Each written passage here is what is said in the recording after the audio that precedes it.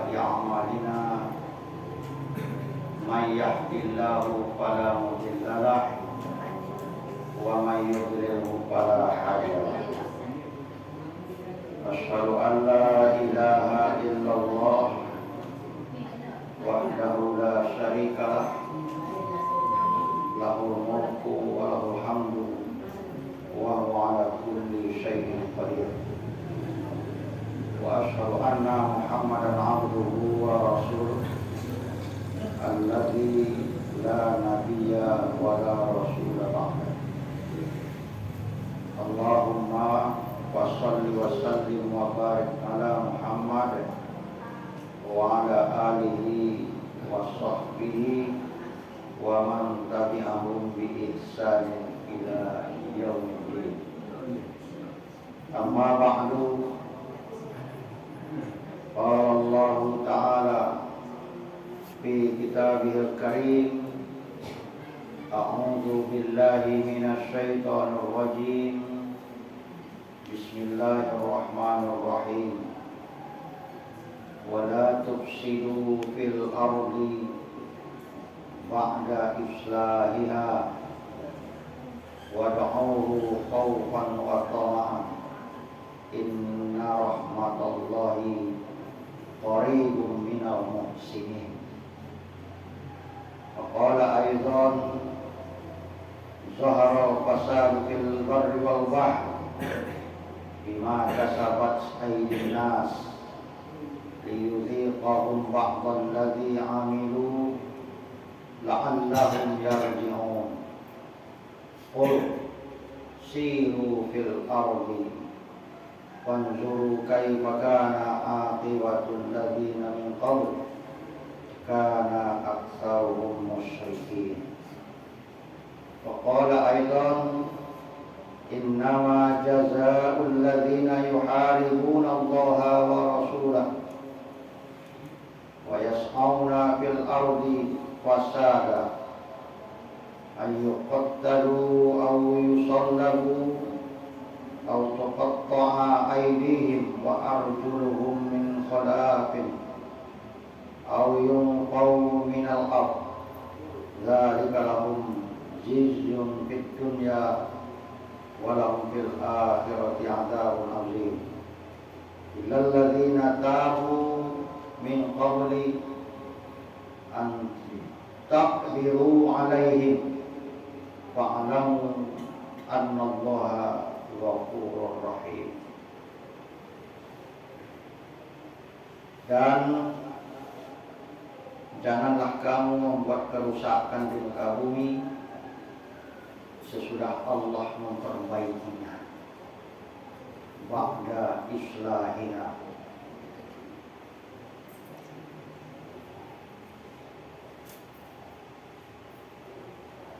Kemudian berdoalah kepadanya dengan rasa takut dan harapan. Sesungguhnya rahmat Allah itu amat dekat kepada orang-orang yang berbuat baik. Telah nampak kerusakan di darat dan di laut disebabkan karena perbuatan tangan manusia, supaya Allah merasakan kepada mereka sebagian dari akibat perbuatan mereka itu, agar mereka kembali kepada jalan yang benar. Katakanlah, adakanlah perjalanan di muka bumi dan perhatikanlah bagaimana kesudahannya orang-orang yang dahulu. Kebanyakan dari mereka itu adalah orang-orang yang mempersekutukan Allah. Sesungguhnya pembalasan terhadap orang-orang yang memerangi Allah dan Rasulnya dan membuat kerusakan di muka bumi hanyalah mereka dibunuh atau disalib atau dipotong tangan dan kaki mereka dengan bertimbal balik atau dibuang dari negeri tempat kediamannya. Yang demikian itu sebagai suatu penghinaan untuk mereka di dunia. dan di akhirat mereka beroleh siksaan yang besar, kecuali orang-orang yang taubat sebelum kamu dapat menguasai atau menangkap mereka. Maka ketahuilah bahwasanya Allah Maha Pengampun lagi Maha Penyayang.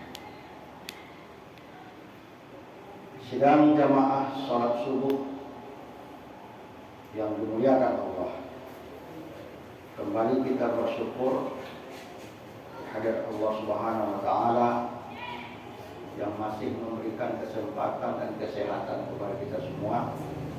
Pada subuh hari ini kita masih dapat hadir melaksanakan salat subuh berjamaah. Selawat beserta salam pada junjungan kita Nabi besar Muhammad sallallahu alaihi wasallam. Allahumma shalli ala Muhammad wa ala ali Muhammad.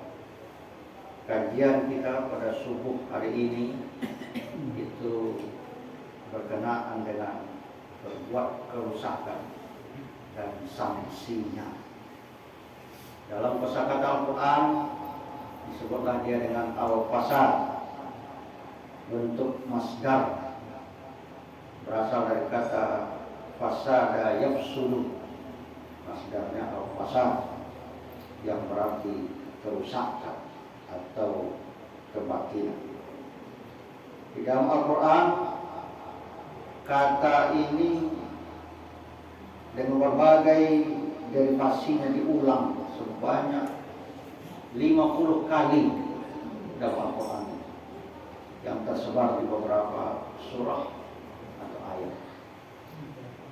Nah, dimaksudkan dengan al-fasad atau kerusakan itu adalah kerusakan dalam makna kulli, artinya mencakup keseluruhan, ya, keseluruhan segala macam kerusakan, tidak hanya satu sisi saja, tapi keseluruhan, kulli, makna kulli, baik itu kerusakan materi, ya, seperti kebun, gedung, jalan, pohon-pohonan dan sebagainya, maupun kerusakan non materi termasuk akidah, akhlak, akal dan sebagainya. Kemudian dalam ayat yang pertama tadi ada kata-kata islahiha, islah. Islah ini bentuk masdar dari kata aslaha yuslihu islaha, yang berarti memperbaiki.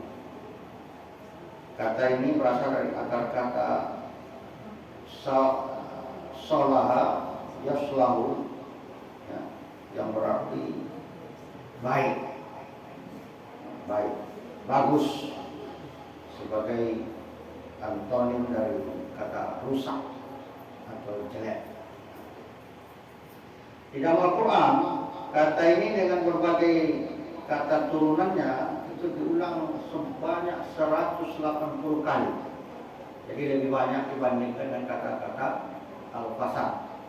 Kalau al-fasad tadi hanya 50 kali diulang dalam Al-Quran, sedangkan kata-kata islah itu sampai mencapai 180 kali. Kata islah dalam Al-Quran sebagian besar itu menunjukkan kepada makna perbaikan. Misalnya perbaikan di dalam masalah wasiat, ya, sebagaimana diungkapkan pada surah Al-Baqarah 182, di mana pada ayat ini dimungkinkan adanya perbaikan wasiat dengan cara berdamai. Pada surah An-Nisa ayat 128 diungkapkan adanya kemungkinan perbaikan antara suami dan istri yang dalam keadaan retak, ya, juga diperbaiki. Kata islah ini juga digunakan dalam rangka memperbaiki hubungan antara kedua kelompok kaum muslimin yang sedang bertikai. Dan di dalam kitab-kitab selain Al-Quran, kata islah ini juga digunakan dalam arti memperbaiki sesuatu yang rusak. Maka seringkali kata ini digunakan di dalam arti perdamaian, ya, perdamaian. Sebab perdamaian itu adalah perbaikan dalam arti maknawi, yaitu perbaikan hati yang saling membenci.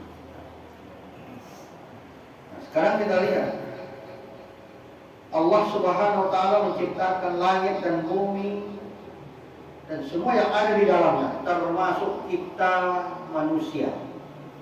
Nah, termasuk kita manusia adalah dalam keadaan baik, dalam keadaan sempurna. Ya. Manusia ini Allah ciptakan sebagai khalifah. Ya. Dan wajib bertanggung jawab di hadapan Allah Subhanahu wa taala. Jadi khalifah itu akan dimintai pertanggungjawabannya oleh Allah Subhanahu wa taala.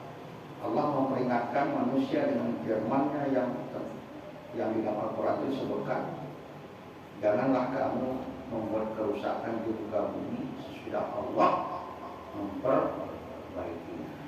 Itu ayat tadi kan, wala tufsidu fil ardi ba'da islahiha. Jangan kamu membuat kerusakan di muka bumi setelah Allah memperbaikinya. Dan di ujung ayat disebutkan sesungguhnya rahmat Allah itu amat dekat. Amat dekat kepada siapa? Kepada orang-orang yang berbuat baik. Pada ayat ini Allah melarang manusia berbuat kerusakan di muka bumi, baik itu yang membahayakan secara fisik, ya, seperti merusak hutan, merusak udara, lautan dan sebagainya, maupun yang membahayakan non fisik seperti akidah, akhlak, akal dan sebagainya. Maka manusia ini wajib ikut membaca dan melestarikannya, wajib, agar dapat mengambil manfaat dengan sebaik-baiknya dan sebanyak-banyak. Sebab sebenarnya semua apa yang diciptakan Allah itu, termasuk apa yang ada di bumi ini, adalah semuanya itu adalah untuk kepentingan kita manusia. Nah, untuk kepentingan kita manusia. Sebagaimana firman Allah, "Walladzi khalaqalakum ma fil ardi jami'an." Itu tegas. Allah dialah yang menciptakan segala yang ada di bumi untuk kamu semuanya, untuk kamu semuanya. Jadi kalau untuk kamu semuanya, maka janganlah keterlaluan di dalam mengeksploitasi bumi dan isinya. Ya. Jangan terlalu rakus. Ya.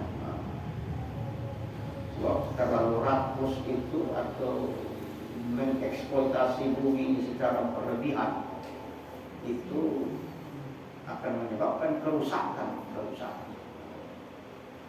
Wa sakhkhara lakum ma fis samawati wa ma fil ardi jami'an minhu inna fi dzalika laayatin liqaumin yatafakkarun.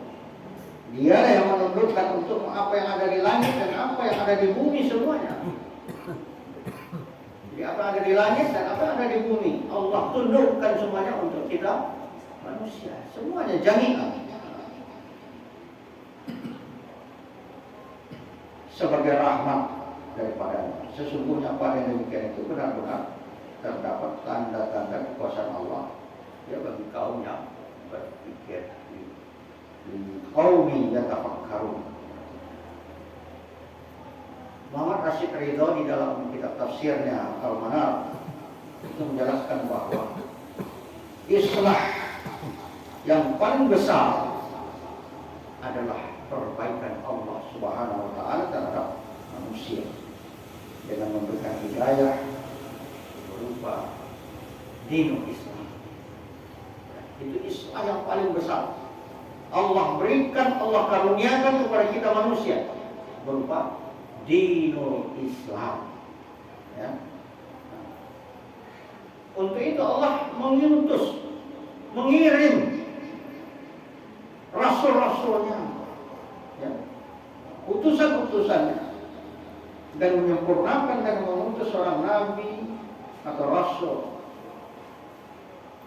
Yang terakhir adalah khataman nabi kita Muhammad sallallahu alaihi wasallam.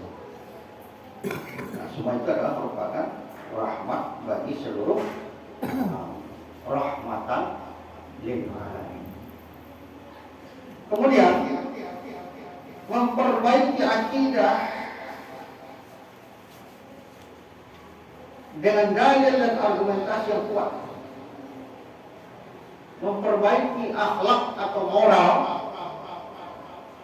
sehingga terjalinlah antara mereka kasih sayang, tolong menolong, juga memperbaiki keadilan dalam penetapan hukum, termasuk permusyawaratan dengan tujuan memberantas segala macam kebatilan, kemaksiatan, serta menjaga kemaslahatan, menjaga keadilan dan pemerataan dan segala macam hak. Itu diriwayatkan oleh Muhammad Rashid Ridho dalam tafsir Al-Quran. Manusia ini adalah penguasa dan pengelola bumi, di mana hubungan manusia dan bumi ini bagaikan hubungan antara hati dan tubuh. Jika manusia baik, maka semuanya akan menjadi baik. Tapi sebaliknya, jika manusia buruk, maka semuanya akan menjadi buruk. Dan kerusakan di dalam berbagai aspek sebenarnya itu dikarenakan kerusakan manusia itu sendiri. Kalau sekarang kita saksikan sebentar banjir, sebentar longsor. Itu akibat ulah kita manusia. Ketika manusia itu buruk, maka akibatnya juga akan ditanggung oleh manusia itu dengan datangnya bencana. Ya. Kerusakan yang paling parah tidak kerusakan alam, tapi kerusakan akidah. Itu yang paling parah. Jadi kalau kita melihat ditayangkan oleh televisi berbagai kerusakan alam ini, berbagai bencana alam ini di berbagai sudut negeri, itu belum seberapa dibandingkan dengan kerusakan akidah. Kerusakan akidah termasuk kerusakan syariat dan akhlak. Jika ketiga aspek ini sudah rusak, akidahnya rusak, syariahnya rusak, akhlaknya apalagi, maka lahirlah apa yang disebut dengan arogansi, lahirlah apa yang disebut dengan kezaliman, ya, kesewenang-wenangan. Maka jika ingin memperbaiki kondisi politik yang hari ini centang perenang, yang hari ini sudah kembali kepada politik jahiliyah, ya. Kalau kita ingin memperbaiki ekonomi, sosial, budaya, hendaknya perbaikilah lebih dahulu akidahnya, syariahnya, dan akhlaknya. Itu wajib. Jadi di media sosial itu ada ditayangkan artikel di Suara Muhammadiyah di tahun 1950-an, ya kan? Masih ejak lama itu. Kalau ingin memperbaiki negara ini, kembalilah kepada agama. Ternyata apa yang ditulis di tahun 50-an itu, ya, sangat relevan pada hari ini. Ditayang melakukan tulisan di Suara Muhammadiyah. Nah, kunci islah kehidupan di dunia ini adalah perbaikan terhadap manusia itu sendiri.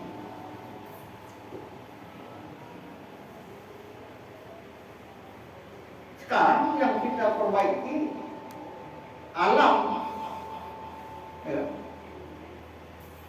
tanam, apa namanya, program penghijauan. Tapi manusia itu, akhlak manusia itu tidak diperbaiki. Akhirnya perbaikan yang dilakukan terhadap alam itu tidak jadi. Tidak jadi. Nah, Abu Bakar pernah ditanya mengenai maksud ayat ini. Kemudian dia menjelaskan, Allah mengutus Muhammad SAW di dunia ini ketika penghuninya dalam keadaan jahiliyah, dalam keadaan anarkis dan rusak,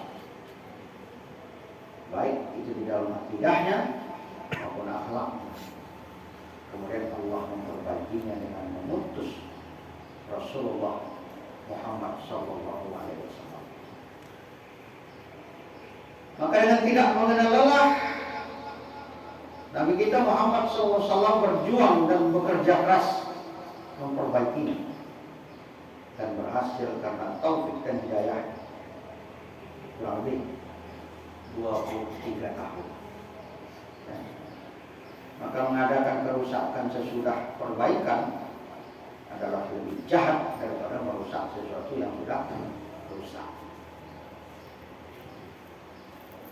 Merusak sesuatu yang sudah diperbaiki itu lebih jahat dibandingkan merusak yang memang sudah rusak. Melakukan kerusakan di dalam keadaan apapun adalah perbuatan tercela dan terkutuk. Maka segala usaha perbaikan dengan melalaikan perbaikan akidah, syariat, akhlak, itu boleh dikatakan perbaikan dikatakan sia-sia. Matikan kacang, dibuatlah program apa namanya, hutan lindung, hutan nasional. Nah, jadi ada yang pukul menawang kayu atau dalam sargau.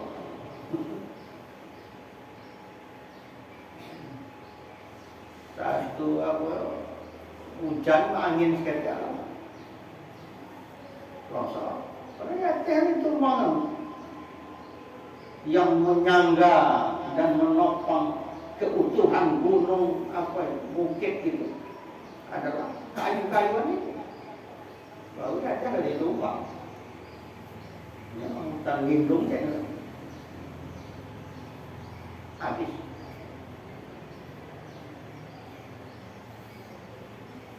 Orang-orang Eropa sangat gigih mengadakan perbaikan-perbaikan di berbagai aspek kehidupan manusia. Mereka lakukan perbaikan industri, perbaikan ekonomi, hubungan lalu lintas, politik, sosial, dan budaya. Tapi perbaikan diri manusia di awal. Maka muncullah apa yang disebut dengan iri hati. Ya. Muncullah apa yang disebut dengan dendam. Muncul apa disebut dengan permusuhan, ya, antara bangsa-bangsa itu sendiri. Ini seharusnya dijadikan sebagai pelajaran bagi bangsa-bangsa lain, termasuk kita Indonesia. Seorang Muslim yang mempunyai kesadaran tinggi tidak akan menambah kerusakan yang lebih parah, melainkan dengan kesadarannya berusaha mengadakan perbaikan-perbaikan sehingga tujuan dalam cita-cita hidup bahagia, sejahtera di dunia dan akhirat itu dapat terwujud.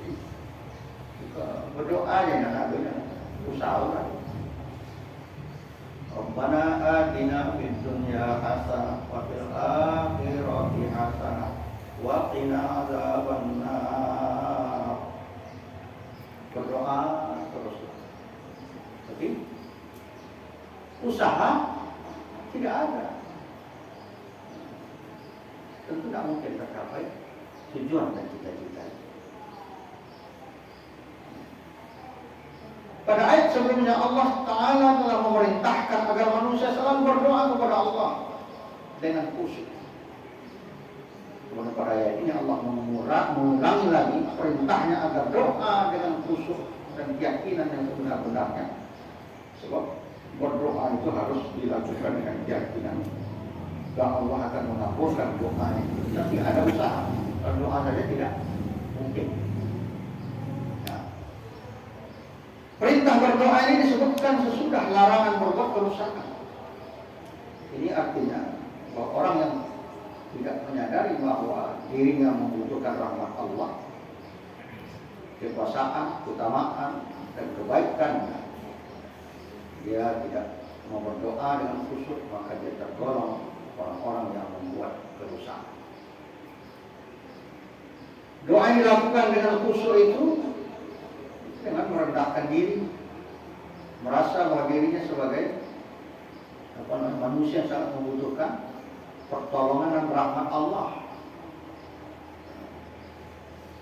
dapat memperkuat harapan, dapat menghilangkan rasa putus asa. Doa ini adalah inti daripada ibadah, dan dikabulkannya doa tergantung kepada sejauh mana kekhusyukan kita di dalam berdoa. Maka segala macam perjuangan tidaklah cukup hanya bekerja keras, mengandalkan fisik dan akal pikiran, melainkan harus disertai dengan berdoa kepada Allah. Dalam ayat yang disebutkan, fa iza azamta fatawakkal ala Allah. Ikhtiar dulu, susun perencanaan yang matang, sistematis, logis, gitu. Baru ini dengan doa. Kalau toh hasilnya juga tidak maksimal atau tidak sesuai dengan keinginan dan cita-cita kita, berarti memang hal itu sudah suratan takdir.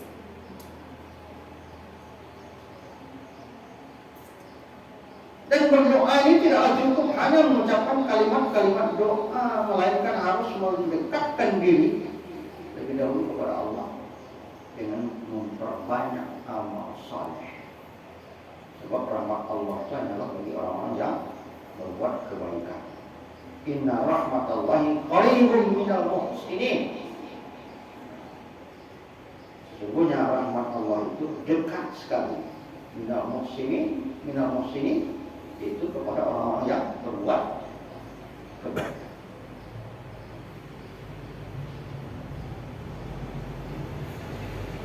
Kemudian di dalam segala hal perbuatan baik selalu dituntut sesuatu dengan hidayah, itu adil.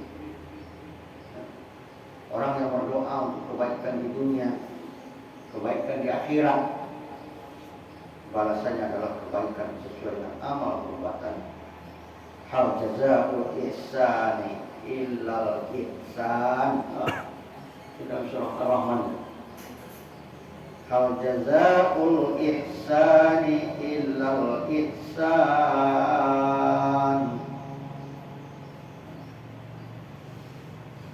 Tidak ada balasan kebaikan kecuali kebaikan.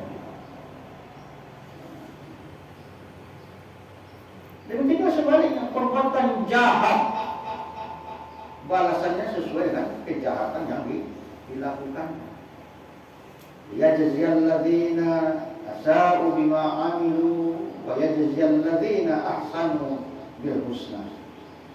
Supaya dia memberi balasan kepada orang-orang yang berbuat jahat terhadap apa yang telah mereka kerjakan, dan mereka memberi balasan kepada orang-orang yang berbuat baik dengan pahala yang lebih baik. Jadi kerusakan di atas dunia ini, baik itu kerusakan hutan, kerusakan alam, lautan, udara dan sebagainya, sebenarnya karena ulah manusia yang diungkapkan dalam firman Allah pada ayat kedua tadi, zaharal fasadu fil barri wal bahri bima kasabat aydin nas. Tapi sama lautan kita, lautan lepas, begitu luasnya. Penduduk banyak tahu laut, karena mereka tidak terlalu mengeksploitasi lautan itu. Tidak terlalu. Mereka batasi. Misalnya tidak mengizinkan penggunaan bukan harimau. Sehingga dia ribu pun orang pun tetap berlaut. Nah, kita justru bukan harimau yang kita lakukan. Itu pakai harimau Ustaz. Ampar. Ampar itu pakai harimau itu. Sudah ngecek tak pakai harimau, pakai harimau. Bakal dia menang ketek. Yang posik-posik itu kau tu sana.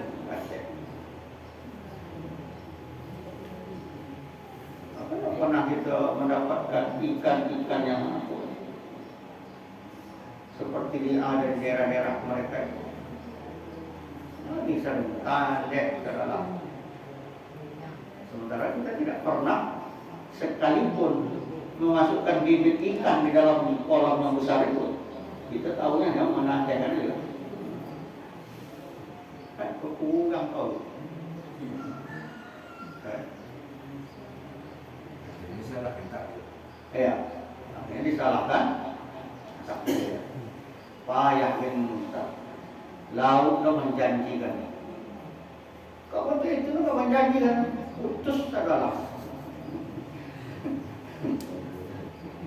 Dan itu dapat kita rasakan. Di tahun 80-an, 90-an, tapi sampai ke suatu Malabuh Bagan dulu. Kalau itu kalau ada bukan limo deh. Bagannya bangunan paling canggih. Betapa bangganya kita bertahan terus. Sampai ke Mungkewang, Malabuh Bagan. Ini tu datang perempuan di situ.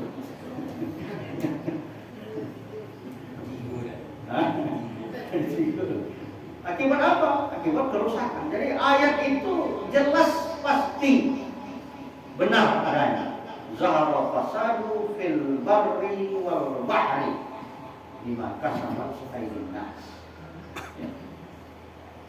Putus.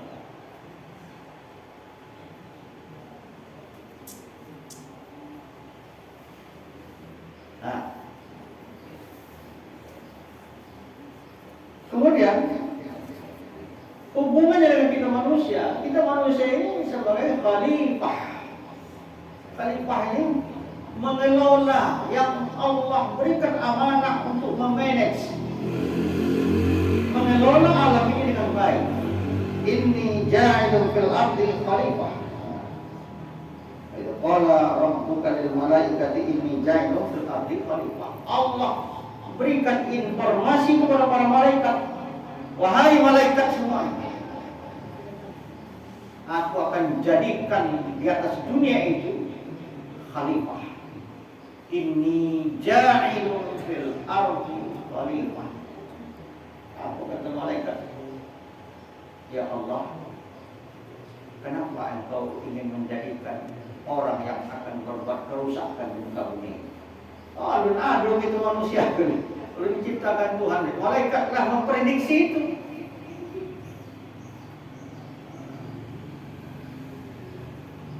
Mengapa engkau jadikan orang yang akan berbuat kerusakan di muka bumi, kata malaikat?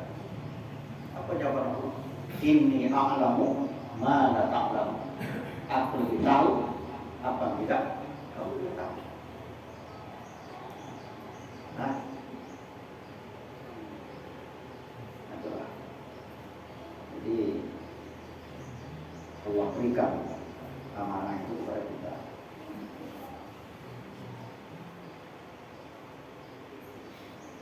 Dan akibat yang kita lakukan itu tegas, liyudhiqahum ba'dal ladzi 'amilu, supaya Allah merasakan kepada mereka sebahagian akibat perbuatan mereka. Itu pasti.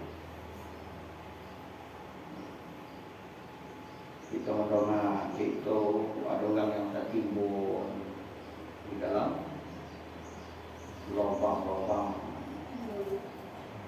orang menggori ini tambang liar. Putus ya. Nah. Habis secara berjalan kita dari Batahan menuju Penyambungan. Setelah dari sebelah kanan di daerah Batak Natal. Batang air itu untuk batang itu. Habis secara dikincak dengan musim. Baru lubang, tapi masih banyak itu lah baru lubang. Aliran sungai itu tidak mulai ke sini yang baik dan tidak pernah jernih airnya. Oh, Allah tahu kan? Luar biasa. Itulah dalam manusia. Jadi itu. Jadi jelas bahwa Islam sangat membenci segala macam kejahatan, penjarahan, kerusakan, ya, kerusuhan, termasuk pemerkosaan, pengacauan keamanan, korupsi, penggunaan narkoba, terorisme dan sebagainya. Maka jika sementara orang menuduh kaum muslimin atau organisasi Islam mendalami terorisme, kerusuhan dan kerusakan, itu semua adalah fitnah yang tidak berdasar kebenaran sama sekali. Itu terjadi akhir-akhir. Ketika terjadi bunuh-bunuhan, ketika terjadi ledakan bom segala macam, ini yang disalahkan Islam. Mana mulai dasar di dalam Islam itu boleh membunuh? Tidak ada itu. Itu hanya ingin mendiskreditkan. Sebetulnya rusak itu adalah akidahnya, syariahnya dan akhlaknya manusia. Tidak satu pun nas dalam Al-Quran atau hadis Nabi yang boleh membunuh orang tanpa hak. Tidak. Tapi orang yang kuat Islamnya, yang taat, yang beribadah, panjang jambutnya, mungkin dengan jambutnya lah. Untuk korban akidahnya, syariahnya dan akhlak.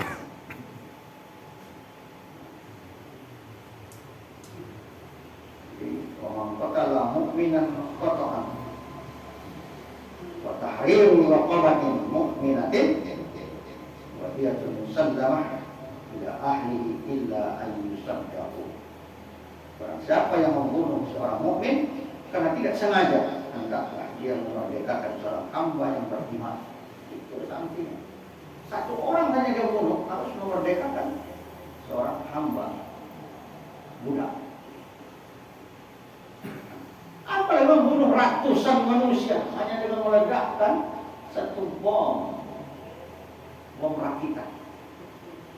Satu saja kita sudah didenda untuk memerdekakan seorang budak. Itu pun dilakukan dengan tidak sengaja, apalagi sengaja.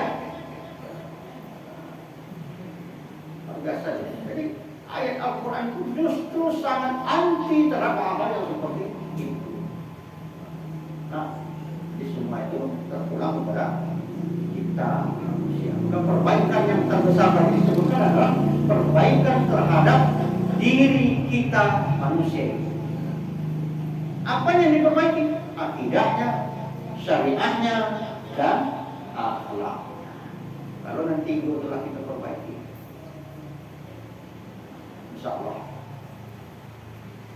dunia ini pun akan karena akidahnya kuat, syariahnya kuat, akhlaknya kuat, dia tidak akan mau mengambil hak orang lain. Dia tidak akan mau mengeksploitasi alam secara besar-besaran.